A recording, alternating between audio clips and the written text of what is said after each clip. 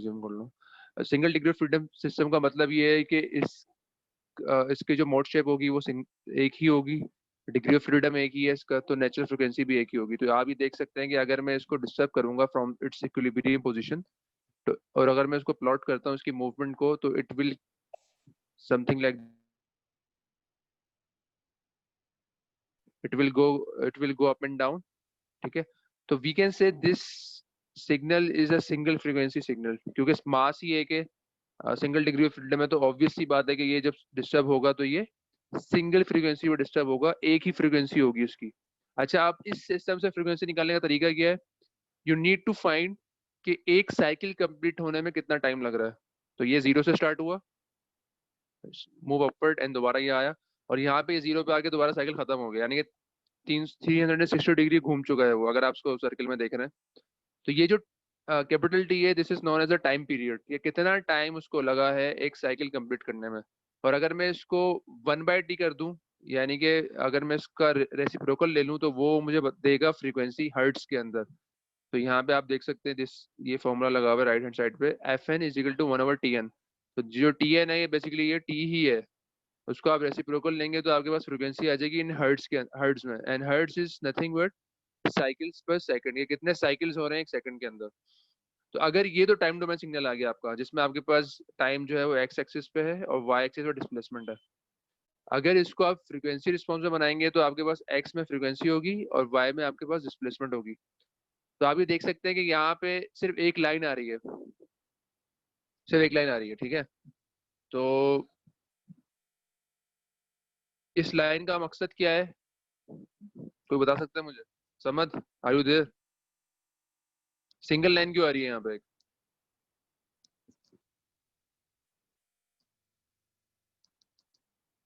हमजा, फर्रुख, अगर आप है तो आप बता दें। सर ये सिंगल डिग्री ऑफ फ्रीडम है ना, तो एक नेचुरल फ्रीक्वेंसी होगी, इसीलिए एक ये बन रहा है। बिल्कुल सही, बिल्कुल सही। ठीक है, तो अगर यहाँ पे दो, लेट सपोज 2 डिग्री फ्रीडम होता तो यहाँ पे आपके पास 2 पीक्स आती हैं, यहाँ पे एक ही पीक आ रही है, बाकी सब 0 हो चुका है। ठीक है, अच्छा तो आगे चलते हैं और अब देखते हैं कि बेसिकली मॉडलिंग कैसे करते हैं आप। ठीक है, तो लेट्स लेट्स टेक एग्जांपल, जिसमें ये एक सिस्टम गिवन है। तो आपके पास अच्छा तमाम जो जो यहाँ पे चीजें इस्तेमाल हुई हैं सबके नाम लिखे हैं। तो नीचे सॉइल है आपके पास, and then we have a foundation block, और फिर इलास्टिक पैड है, एनुअल है, और फिर ये ऊपर से इसको हिट कर रहा है, तो इसको टप कहते हैं। तो स्टार्टिंग जब भी आप स्टार्ट करते हैं सिस्टम को, तो आप सिंगल डिग्री ऑफ फ्रीडम से स्टार्ट करते हैं। आप सिस्टम को सबसे सिंप्लीफाइड फॉर्म से स्टार्ट करते हैं, and then you make it complex. ठीक है, तो पहला जो स्टेप होगा उसमें आप सिर्फ सिंगल डिग्री ऑफ फ्रीडम से स्टार्ट करेंगे। तो अब आपने आइडिया क्या लगाना है? आपने आइडिया ये लगाना है कि इस पूरे सिस्टम के अंदर, इसको छोड़ देंगे क्योंकि ये तो सिस्टम का हिस्सा इस वक्त नहीं है, इस पूरे सिस्टम के अंदर जो मास है वो किस किस चीज का मास इंपॉर्टेंट है। ऑब्वियस सी बात है कि जो आपका इलास्टिक पैड है उसका मास इतना इंपॉर्टेंट नहीं होगा, बहुत लाइट वेट होगा as compared to the foundation block या एनविल। तो इलास्टिक पैड का मास जो है या इनर्शिया है उसको हम निग्लेक्ट कर सकते हैं। सिमिलरली सॉइल जो है उसका मास, क्योंकि वो सिस्टम में उस तरह से नहीं आ रहा है, तो सॉइल का मास भी आप निग्लेक्ट कर सकते हैं, और एसेंशियली वो कम ही होगा as compared to the foundation block. तो यहाँ पे जो दो चीजें जिसका मास इंपॉर्टेंट है या इनर्शिया इंपॉर्टेंट है, वो फाउंडेशन ब्लॉक है और एनवेल है। तो आप उसको एक ही सिस्टम से रिप्रेजेंट कर देंगे, यहाँ पे एक ही आपने ब्लॉक से रिप्रेजेंट कर दिया हुआ है, जो कि मास जो है वो एनवेल और फाउंडेशन ब्लॉक का है। अच्छा, अब ये मास तो आ गया, अब हमने इसमें जो है जो आपने स्टिफनेस डालनी है और आपने डैम्पिंग डालनी है। तो इस जो ऑब्वियसली जो आपका इलास्टिक पैड है, इसमें इसकी क्या इसमें वो होगी। ठीक है, तो जो इलास्टिक पैड है वहाँ वो यहाँ पे जो स्टिफनेस है उसकी जो डैम्पिंग है वो हम यहाँ पे निगलेक्ट कर रहे हैं। ठीक है, हम अज्यूम ये कर रहे हैं कि तमाम की तमाम जो डैम्पिंग और जो स्टिफनेस है वो सॉइल से आ रही है। तो ये आपकी असम्पशंस होती है, जरूरी नहीं है कि 100% एक्यूरेट हुई है। आपने ये देखना होता है कि ये जो सिस्टम बिहेव कर रहा है, कौन सा पार्ट है जो कि जो मैक्सिमम एनर्जी एब्जॉर्ब करेगा, और कौन सा पार्ट है जिसमें मैक्सिमम स्टिफनेस होगी। तो you can always simplify the system depending on the fact कि सॉइल की स्टिफनेस यहाँ पे ले रहे हैं हम, इसमें कोई ये नहीं है कि नंबर्स क्या है या क्या कैसे कंपैरिजन किया, सिर्फ ले रहे हैं उसको। आप जरूरी नहीं है आप ये लें, आप जो है अपने सिस्टम के हिसाब से इस पे जो है इसको डिफाइन करेंगे। तो यहाँ पे उन्होंने जो लिया हुआ है सिर्फ सॉइल की डैम्पिंग और सॉइल की स्टिफनेस ली हुई है। अच्छा, अब ये सिंगल डिग्री फ्रीडम है, यू मे आर्ग्यू कि ये तो बहुत ही सिंप्लीफाइड वर्जन है, और इसमें आपने इलास्टिक पैड की जो और स्टिफनेस है और जो डैम्पिंग है वो आपने नेग्लेक्ट कर दी है, तो ऑब्वियसली आप इसको थोड़ा और कॉम्प्लेक्स करेंगे, मजीद चीजें इसमें ऐड करेंगे। तो यहाँ आप देख सकते हैं कि इसको मजीद हमने 200 में तोड़ दिया है। यहाँ पे हमने मास एक सिंगल लिया हुआ था, यहाँ पे हमने दो मासेस लिए हुए हैं, यानी कि दोनों जो एनुअल और आपको जो फाउंडेशन ब्लॉक है उस दोनों के मासेस को अलग अलग कंसिडर कर रहे हैं हम। तो नाउ अब जो ये एनुअल आ गया है इसमें आपके पास अब डैम्पिंग आप डालेंगे किसकी, इलास्टिक पट्टी, क्योंकि आपने दोनों को जो है सेपरेट कर दिया है। तो यहाँ पे डैम्पिंग आ गई इस इलास्टिक सिस्टम की और इसकी स्टिफनेस भी आ गई, and then we have a foundation block, और फिर अगेन सॉइल की डैम्पिंग और सॉइल की स्टिफनेस आ गई। तो now you have converted a single degree of freedom system into 2 degree of freedom system. तो यहाँ पे आप देख सकते हैं कि आप सिर्फ x1 में इंटरेस्टेड है, now you are interested with x1 and x2, x1 being the displacement of this part anvil and x2 being the displacement of the foundation block। तो ये अगर इसमें और चांस होता तो शायद हम इसको 3 डिग्री फ्रीडम भी कर पाते, लेकिन यहाँ पे अभी 3 डिग्री फ्रीडम की गुंजाइश नहीं है। तो ये इस तरह आप बेसिकली मैथमेटिकल मॉडलिंग स्टार्ट करते हैं।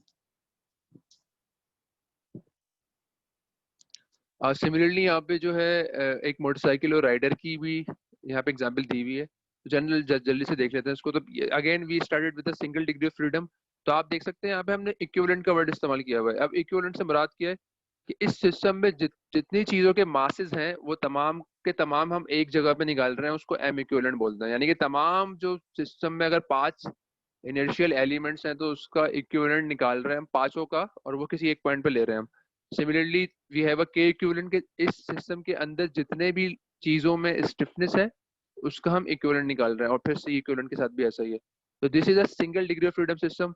फिर आप इसको मजीद दो हिस्सों में तोड़ दें, यानी कि यहाँ पे अगर इन्होंने क्या किया है 3 डिग्री फ्रीडम बना दी है, तो यहाँ पे M V plus M R ले लिया, यानी कि एम वी व्हीकल का मास और राइडर का मास उनको अलग कर दिया है। And then we have strut की जो आपकी स्टिफनेस है, स्ट्रट दोनों तरफ लगे हुए हैं, तो स्ट्रट की स्टिफनेस और स्ट्रट की डैम्पिंग आ गई। सिमिलरली स्ट्रट जो है आपका उसकी यहाँ पे भी आपने डैम्पिंग और स्टिफनेस ले ली है, और फिर आपके पास व्हील आ गया है, व्हील का मास आप यहाँ पे ले रहे हैं और फिर व्हील की आप स्टिफनेस भी ले रहे हैं। तो यहाँ पे हमने व्हील की डैम्पिंग, ऑब्वियसली व्हील की डैम्पिंग इतनी ज्यादा नहीं होगी, तो वो आपने यहाँ पे निगलेक्ट कर दिया है।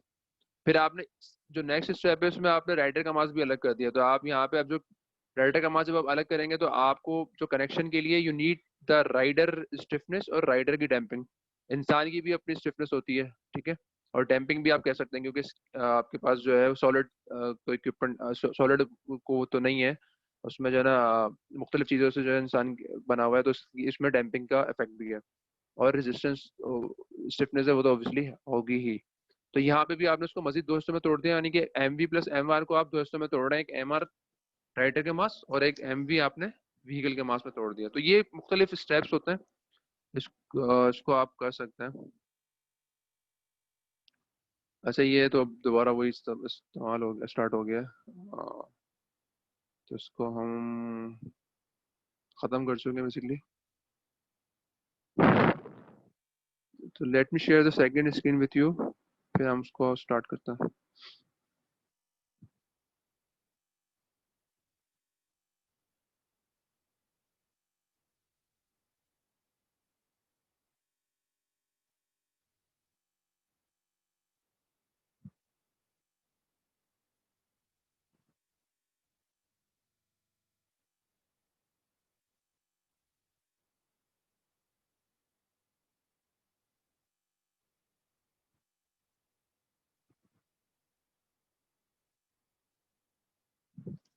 तो सेकंड जो जो पार्ट है उसका जो टॉपिक है वो मैकेनिकल एलिमेंट्स है।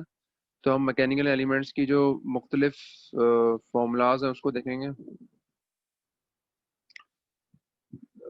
ऑब्जेक्टिव्स आप सबको ये आइडिया पढ़ लीजिएगा एक बार, तो मैं इस पर नहीं जाना चाह रहा। आपको ऑब्वियसली पता है कि आप स्प्रिंग एलिमेंट्स, इनर्शियल एलिमेंट और डैम्पिंग एलिमेंट्स के बारे में पढ़ेंगे, और उसके जो फॉर्मूलाज होते हैं वो आप इस्तेमाल करेंगे। अगेन द सेम कॉन्सेप्ट के तीन आपके पास एलिमेंट्स हैं, स्प्रिंग एलिमेंट्स है, आपके पास मास है और आपके पास डैम्पर होगा। तो इसी से हम तमाम जो अपने सिस्टम होंगे वो कंस्टिट्यूट करेंगे।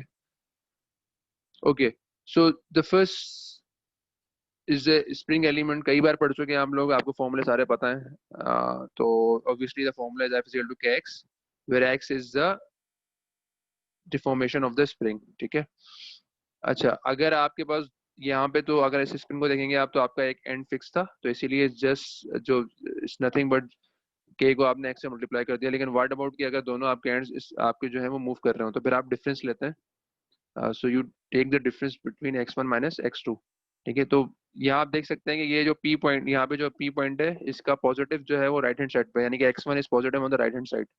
सिमिलरली q पॉइंट भी पॉजिटिव राइट हैंड साइड पर ही है, तो x1 और x2 अगर p पॉइंट राइट पे जाएगा तो इसकी जो x1 होगा वो पॉजिटिव नंबर होगा, अगर q जो है वो राइट पे जाएगा तो x2 पॉजिटिव नंबर होगा, और अगर दोनों लेफ्ट पे जाएंगे तो नेगेटिव नंबर होगा। तो बेसिकली अगर आप इस स्प्रिंग को टेंशन में करते हैं, टेंशन से मुराद ये है कि यहाँ पे फोर्स लगाएंगे आउटवर्ड्स और यहाँ क्यू पे भी फोर्स लगाएंगे आप आउटवर्ड्स, तो द स्प्रिंग विल डिफॉर्म। तो आप डिफरेंस लेंगे, तो you will take the difference x1 minus x2। तो अगर f यहाँ जाएगी राइट हैंड साइड पे तो x will be positive, x हमेशा x1 जो है वो पॉजिटिव रहेगा if the spring is in tension. What about x2? तो this point q point will go towards the left hand side, तो this x2 will be negative at in this system. तो होगा क्या कि वो नेगेटिव नेगेटिव पॉजिटिव हो जाएगा, वो ऐड हो जाएंगे वो। तो बेसिकली यहाँ पे अगर ये x1 माइनस x2 आप कर रहे हैं तो x2 जो है वो नेगेटिव होगा, बिकॉज जो फोर्स है वो आपकी लेफ्ट हैंड साइड पे जा रही है और आपका क्यू पॉइंट जो है वो लेफ्ट पे मूव करेगा।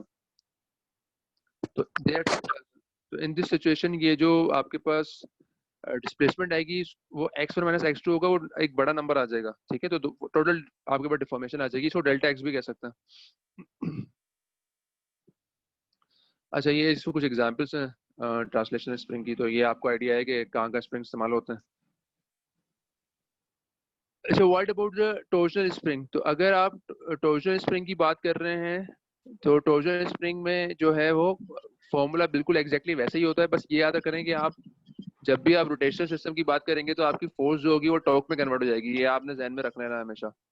तो जो आपके पास फोर्स थी, जो ये फोर्स हम यहाँ इस्तेमाल कर रहे थे, ये टॉर्क में कन्वर्ट हो जाएगी।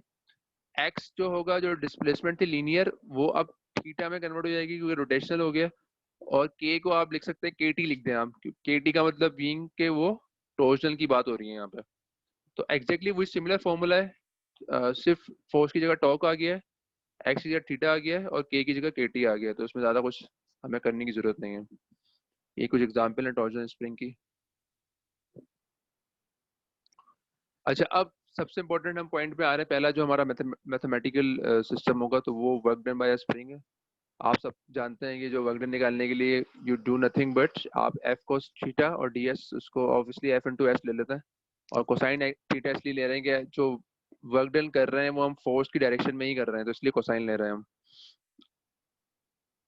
अच्छा, अगर हम अपने स्प्रिंग की केस में बात करते हैं तो ऑब्वियसली तो हम लीनियर की बात ही कर रहे हैं कि स्ट्रेट उसमें है, कोई एंगल नहीं है स्प्रिंग के अंदर, ऑब्वियसली बात है। तो हमने ये फोर्स ले ली F x and then we have a d x, तो इसको आप अगर इंटीग्रेट करेंगे तो you will get half k x square. बस ये आपने फॉर्मूला याद रखना है कि this formula is by this formula you can find the work done by a spring. ठीक है, और अगर इसको हम टॉर्जनल में ले जाएंगे तो कुछ भी नहीं हो चेंज होगा, सिर्फ के की जगह के टी आ जाएगा और एक्स की जगह थीटा आ जाएगा। तो ये जो आपके पास दोनों फॉर्मूले आ रहे हैं ये आपके पास वर्क डन का फॉर्मूला है स्प्रिंग का, तो ये आपने आगे इस्तेमाल करने करने होंगे आपने, तो you must know how to use them. अच्छा, अब आ जाते हैं हम कि कॉम्बिनेशन ऑफ स्प्रिंग्स कैसे होता है। ये भी आप लोगों ने पहले किया होगा आई गेस, लेकिन जस्ट गो थ्रू इट। हम कॉन्सेप्ट बता देता हूँ मैं आपको कि किस तरह आप रिप्रेजेंट करते हैं कि अगर स्प्रिंग पैरेलल में हो तो क्या फर्क होता है, स्प्रिंग अगर सीरीज में हो तो क्या फर्क होता है। अब यहाँ पे आप देख सकते हैं कि यहाँ पे मुख्तलिफ स्प्रिंग लगे हुए हैं, और जो इसमें जो जिस तरह लगे हुए हैं तो ऑब्वियसली वी कैन से कि ये स्प्रिंग्स पैरेलल में है। अच्छा, हम चाह क्या रहे हैं? हम चाह ये रहे हैं कि वी आर, अब आगे तक ये काम चलता रहेगा, तो इसमें आपने जो है ना इसको समझना अच्छी तरह। ये मुख्तलिफ स्प्रिंग है, हम चाह रहे हैं कि इस सिस्टम को सिंप्लीफाई किया जाए और इस तमाम जो इतने सारे स्प्रिंग लगे हुए हैं 10 12 15 कुछ भी हो, जितने भी हो सकते हैं, उसको हम एक स्प्रिंग से रिप्रेजेंट करना चाह रहे हैं। ठीक है, तो हम उस स्प्रिंग जो जब भी हम किसी सिस्टम को रिप्रेजेंट करते हैं किसी सिंप्लीफाइड वर्जन के अंदर, तो हम इक्विवेलेंट का वर्ड इस्तेमाल करते हैं, जो कि पहले बता चुका हूँ मैं आपको। तो दिस के equivalent is nothing but the, ये बता गया रहा है कि इक्विवेलेंट के ये तमाम स्प्रिंग्स को अगर हम एक स्प्रिंग से रिप्रेजेंट करेंगे तो वो एक स्प्रिंग जो होगा उसका उसकी स्टिफनेस क्या होनी चाहिए, वो के इक्विवेलेंट के बराबर होनी चाहिए। फोर्स वही है, एक्स वही है, तमाम चीजें सेम। तो अगर ये दोनों सिस्टम बराबर हो, ठीक है, तो इसका मतलब ये हुआ कि इन दोनों सिस्टम में अगर आप गौर से देखें तो आप जो फोर्स होगी वो दोनों में सेम है। ठीक है, मतलब यहाँ पे भी वही फोर्स लग रही है, यहाँ पे भी वही फोर्स लग रही है। और दूसरी बात आप ये देख सकते हैं कि अगर आपका सिस्टम पैरेलल स्प्रिंग्स होंगे तो उसमें तमाम जो स्प्रिंग होंगे उसकी जो डिस्प्लेसमेंट होगी वो सिमिलर होगी। तो K1 भी एक्स की एक्स एक्स जो है एक्स अमाउंट जो है वो डिफॉर्म होगा, K2 भी जो है वो एक्स अमाउंट डिफॉर्म होगा, एंड सो ऑन। तो यहाँ मैं ये कह सकता हूँ कि जो ये एफ है, एफ यहाँ पे आ गई, is nothing but summation of K1x K2x and so on. तो तमाम को मैं आराम से ऐड कर सकता हूँ। तो इसमें आप जब भी आपके स्प्रिंग पैरेलल में होंगे, बस आपने ये ध्यान में याद रखना है कि तमाम स्प्रिंग की जो डिस्प्लेसमेंट है वो सेम, वो जो है वो सिमिलर है, वो सेम है। उसका जो वैल्यू है वो बिल्कुल सिमिलर, वो बिल्कुल एक सी वैल्यू होगी, वो एक्स जो है वो तमाम स्प्रिंग में जो है वो सेम होगा। और अगर आप यहाँ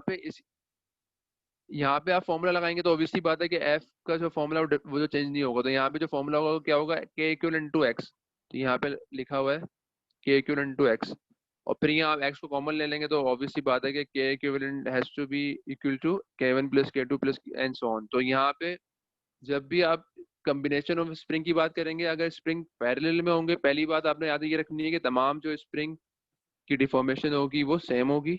सेकंड, जो के इक्विवेलेंट निकालना चाह रहे हैं आप, कुछ भी नहीं करना, आपने तमाम जो स्टिफनेस हैं उनको ऐड कर लेंगे तो आपके पास के इक्विवेलेंट आ जाएगा।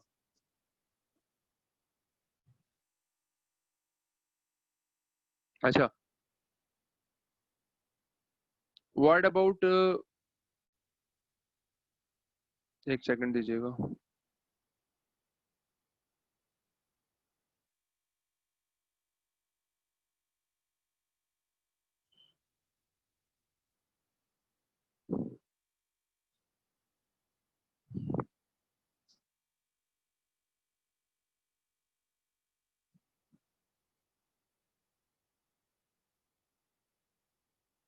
अच्छा, what about the combination of spring in series.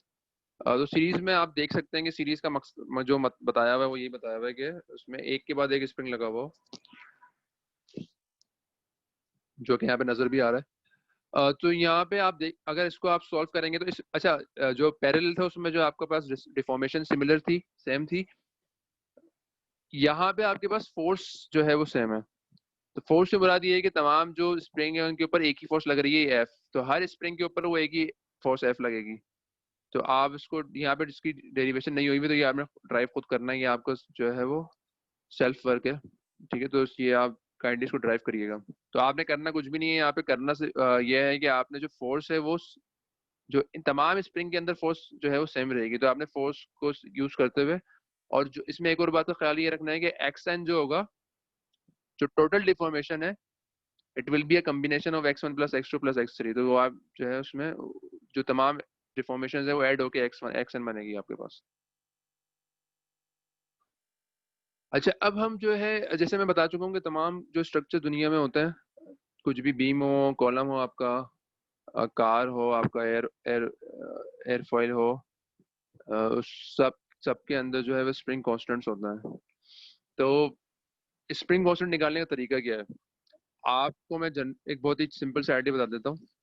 Spring, किसी भी सिस्टम का स्प्रिंग कांस्टेंट आप निकाल सकते हैं, जैसे यहाँ लेफ्ट में नजर आ रहा होगा आपको। कैसे निकालेंगे, आपको सिर्फ रेशियो चाहिए होगा फोर्स और डिस्प्लेसमेंट का, क्योंकि के क्या है, के is nothing but the ratio of force divided by displacement. तो किसी भी सिस्टम का आप स्टिफनेस जो है कोफिशिएंट निकाल सकते हैं if you know the ratio between force and displacement. तो अगर मैं यहाँ पे कैंटिलीवर बीम जो है वो गिवन है, जिसमें एंड पे जो एक मास अटैच हुआ हुआ है, और you can represent this system by a spring mass system. तो हमने यही करना है कि हमने इस सिस्टम को रिप्रेजेंट करना है इनटू स्प्रिंग मास, क्योंकि हम चाहते हैं कि हर चीज को स्प्रिंग मास या डैम्पर में हम उसको रिप्रेजेंट करें। तो ये फॉर्मूला है, ये मैं ये नहीं बता, फॉर्मूला जो है ये आप निकाल चुके होंगे आराम से मॉम्स फोन वगैरह में। ये इस्तेमाल, ये मतलब ये गिवन है, अगर कहीं इस्तेमाल होता है तो गिवन होगा, तो इसमें आपने याद कुछ नहीं करना है इसमें, लेकिन ये फॉर्मूला पता होना चाहिए कि इसमें है क्या। तो delta S T being the displacement of the mass, W is the weight of the mass, और वेट ऑफ द जो ये लगा हुआ है आपके पास, L L being the length of the beam, E Young modulus है, और आई जो है आपके पास मास मोमेंट ऑफ इनर्शिया है। ठीक है, तो ये तमाम चीजें आपके पास गिवन है। क्या आप यहाँ से इस फॉर्मूले से स्टिफनेस निकाल सकते हैं? आप इस फॉर्मूले से आराम से स्टिफनेस निकाल सकते हैं। कैसे निकालेंगे आप, यहाँ पे फोर्स पहले आपने आइडेंटिफाई करना है इस इक्वेशन के अंदर फोर्स क्या है। तो फोर्स यहाँ पे जो फोर्स है वो डब्ल्यू है। वेट, सिस्टम का वेट ही एज अ फोर्स एक्ट कर रहा है। तो फोर्स तो आ गई।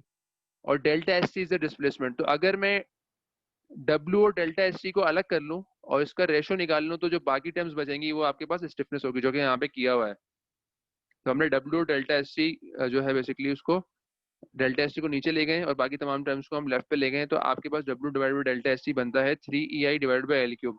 तो ये जो टर्म है ये कुछ भी, ये बेसिकली स्प्रिंग कांस्टेंट ही है, क्योंकि स्प्रिंग कांस्टेंट का मतलब यही है कि फोर्स डिवाइडेड बाय डिस्प्लेसमेंट का रेशो, और वो यहाँ पे बन के आ रहा है। तो अगर मैं ये कहना चाहूँ कि इस सिस्टम, अगर आपके पास ये सवाल आए कि इस सिस्टम का आपने स्प्रिंग कोफिशिएंट निकालना है या डैम्पिंग कोफिशिएंट, स्प्रिंग कोफिशिएंट निकालना है, स्टिफनेस कोफिशिएंट निकालना है, तो आप जो है वो सिंपली ये फॉर्मूला इस्तेमाल कर सकते हैं। अच्छा, सिमिलरली यहाँ पे कुछ और स्ट्रक्चर्स के स्प्रिंग कोफिशिएंट गिवन है। ये फॉर्मूला सबको पता होना चाहिए।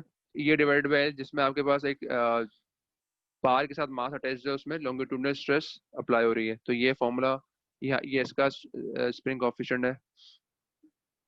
सिमिलरली अगर आप एक स्प्रिंग की बात करते हैं, कॉइल स्प्रिंग, तो उसमें जो है वो आपके पास ये स्प्रिंग कोफिशिएंट आ रहा है, के divided by JD464 N R³ अच्छा, और अगर हम टॉर्जन की बात करें तो फिर आपके पास ये स्प्रिंग कांस्टेंट आ रहा है। तो ये आपके पास गिवन होंगे, आपको इसमें याद नहीं करना, लेकिन आपने सिर्फ कॉन्सेप्ट ये याद रखना है कि आपने फोर्स और डिस्प्लेसमेंट का जो है वो फंक्शन निकालना है। तो ये तमाम जो है, तमाम जो टर्म्स आ रही हैं, ये वाली टर्म जो आई है, ये वाली टर्म जो आई है, तमाम की तमाम टर्म्स जो है यहीं से आई है कि आपने फोर्स और डिस्प्लेसमेंट का फंक्शन निकाला है। अगेन यहाँ पे कुछ इक्विवेलेंट स्प्रिंग जो है वो गिवन है।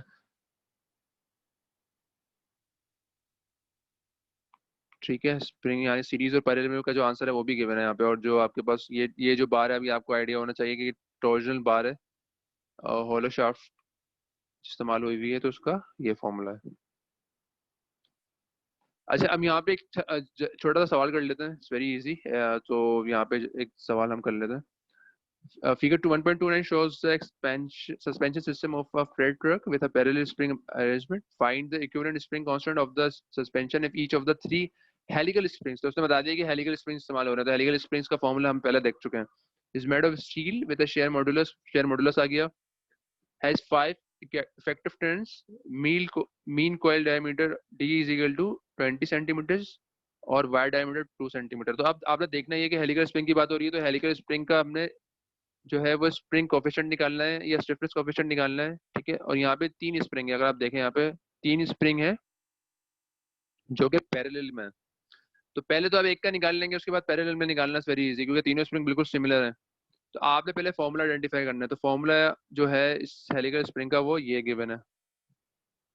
ठीक है, तो इसमें जी जो था वो जो है मॉडुलस है, डी जो स्मॉल डी जो है डायमीटर ऑफ वायर है, कैपिटल डी जो है वो डायमीटर ऑफ स्प्रिंग है, और एन जो है इफेक्टिव जो मीन टर्न्स जो टर्न्स है वो है। तो तमाम चीजें गिवन है यहाँ पे, आपने सिर्फ पुट करनी है and then you can easily find the stiffness of the spring. ठीक है, तो ये के आ गया एक स्प्रिंग का। यहाँ पे 3 लगे हुए हैं और तीनों जो है वो पैरेलल के अंदर हैं। तो पैरेलल में क्या करते हैं, हम तीनों को ऐड कर देते हैं। तो you can simply multiply them. तो आप 3 से मल्टीप्लाई कर देंगे तो आपके पास टोटल स्टिफनेस आ जाएगी इन तीनों स्प्रिंग की। तो जो टोटल तीनों स्प्रिंग मिला के जो स्टिफनेस प्रोवाइड करेंगे इस फ्रेट ट्रक के सस्पेंशन को, वो आपके पास यहाँ लिखी हुई आ रही है।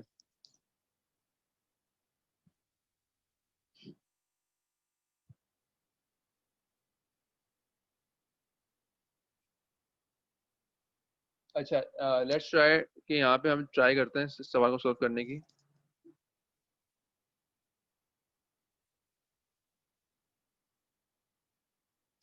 अच्छा, तो ये कह रहा है कि determine the torsional spring constant of the speed propeller shaft. एक प्रोपेलर शाफ्ट लगी हुई है और वहां पे आप we need to find the spring coefficient, torsional spring coefficient. तो यहाँ थोड़ा सा इसको पहले समझ लेते हैं। ये प्रोपेलर लगा हुआ है और यहाँ पे दो जो है आपके पास शाफ्ट कनेक्टेड हुई हुई है इसके साथ। ठीक है, अगर आप गौर से देखें तो ऑब्वियसली आपको ये आराम से आइडेंटिफाई हो रहा है कि दोनों शाफ्ट जो है वो होलो हैं, क्योंकि यहाँ पे डॉटेड लाइन डली हुई है।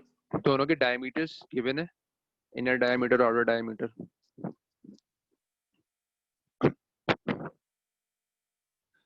कौन सा फॉर्मूला लगेगा यहाँ पे? तो ऑब्वियसली बात है कि पहले आप ये आइडेंटिफाई करेंगे आपने दो हिस्सों में तोड़ दिया है सिस्टम को। एक जो पार्ट आपने 1 2 को नाम दे दिया, दूसरा का 2 3 का नाम दे दिया।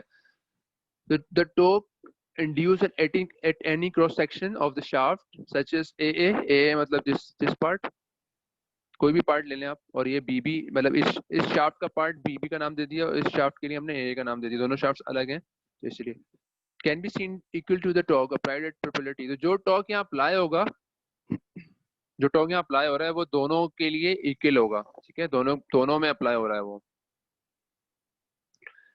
Hence, the elasticities spring corresponding to the two segments 1 2 and 2 3 are considered to be series spring। तो सीरीज में अगेन मैं दोबारा रिपीट कर रहा हूँ कि जो सीरीज था उसमें क्या होती थी आपके पास कि फोर्स जो है वो सिमिलर रहती है तमाम स्प्रिंग के अंदर। तो ये क्योंकि यहाँ पे टॉर्क सिमिलर रहेगा तो इसका मतलब ये दोनों जो आपके पास शाफ्ट्स हैं सीरीज के अंदर है, वो नजर भी आ रहा है, वो आपको आराम से नजर आ रहा है कि ये दोनों सीरीज के अंदर लगी हुई क्योंकि वो एक के बाद एक कनेक्ट हुई हुई है। तो पहले बात तो ये हो गई, जो आपके पास दोनों पार्ट्स हैं, एक ये पार्ट और एक आपके पास दोनों दूसरी शाफ्ट जो है दोनों सीरीज में लगी हुई हैं।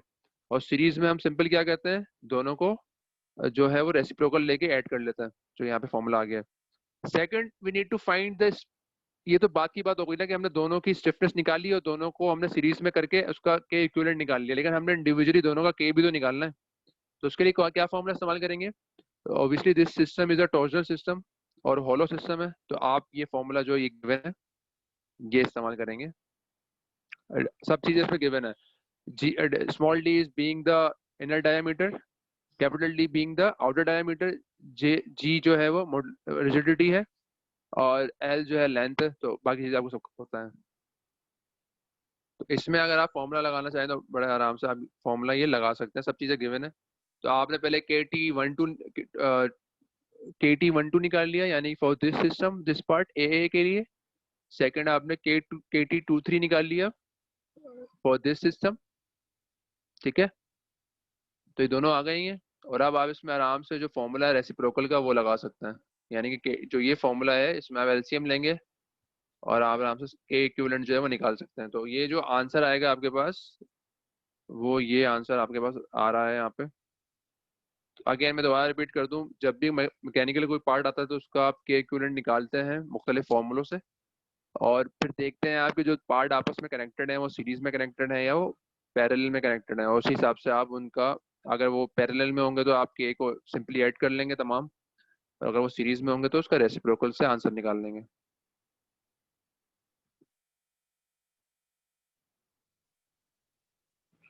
अच्छा जी, लेट्स मूव फॉरवर्ड।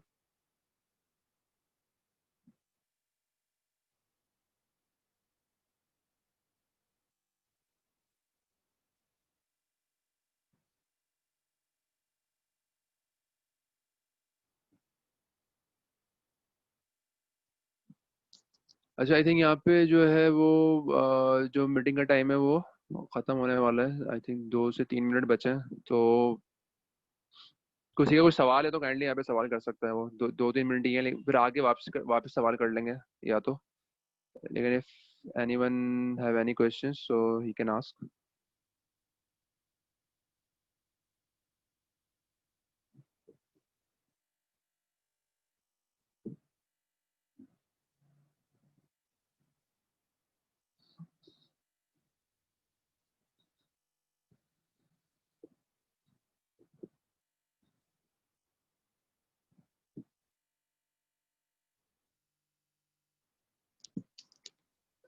कोई क्वेश्चन नहीं किसी का?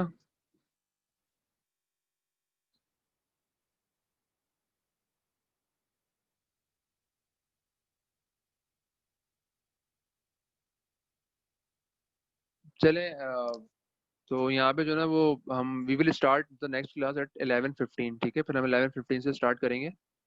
काइंडली टाइम पे आया करें आप लोग सब। तो 11:15 से we will start from this example. तो ठीक है, शार्प 11:15 में सब चाहिए यहाँ पे जितने लोग अभी हैं। मैं अटेंडेंस ले रहा हूँ, I will take the screenshot.